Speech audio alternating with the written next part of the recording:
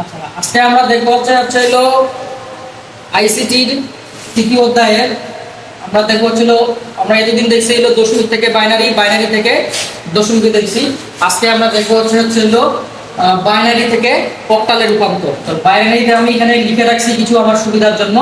তাহলে এই সংখ্যাগুলো যেগুলো আছে বাইনারিতে আছে, বাইনারিতে আমি লিখছি। লেখার পরে এক কাজ করব, সেটা হলো সংখ্যাগুলোকে যখন আমরা অক্টালে রূপান্তর করব তখন হলো এটাকে আমরা হলো তিন তিন করে ভাগ করে নেব।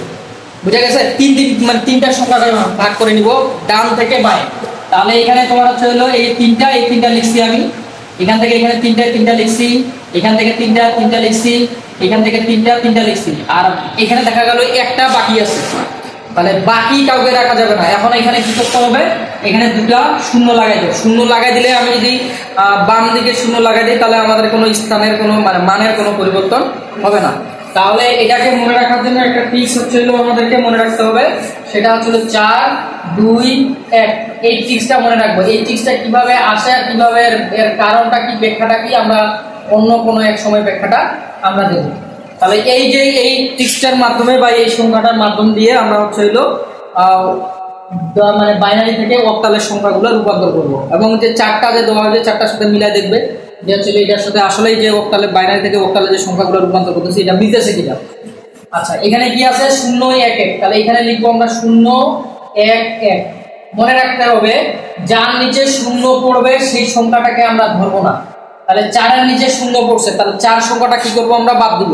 4 সংখ্যাটা বাদ দেওয়ার পরে যার নিচে সংখ্যাগুলো আছে, যেমন 1 1 1 এর জায়গায় 2 আর 1 এর জায়গায় এখানে কত আছে? 1। তাহলে 2 আর 1 তখন কি করে দিব? আমরা যোগ করে দিব। তাহলে 2 আর 1 কত হবে?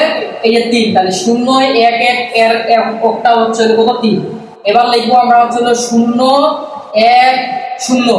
তাহলে যার নিচে 0 পড়ছে সেগুলো বাদ। তাহলে 4 এর নিচে 0, 1 এর নিচে 0, তাহলে বাকি থাকে কি? 2। তাহলে 0 1 0 এর অক্টাল হলো কত? 2। আচ্ছা, এরপরে আসলো 1 0 1। তাহলে 1 0, তাহলে 0 2 এর নিচে 0 পড়ছে, তাহলে 2টা বাদ। তাহলে 4 আর 1 কত হবে? 5। তাহলে 1 0 এর বাইনারি এই অক্টাল হবে 5। 1 0 এখানে 5 আর এখানে আছে কত? 0 0 1। তাহলে 0 0 1 1। তাহলে 0 4 এর নিচে 0, 2 এর নিচে 0, 1 এর নিচে 1। তার মানে এই 1 এর নিচে সংখ্যা পড়ছে, তার মানে এটা হবে কত হবে? 1 হবে। আচ্ছা, তাহলে এখানে তোমার হচ্ছে পাইলাম কি? 1 1 5 5 2 3।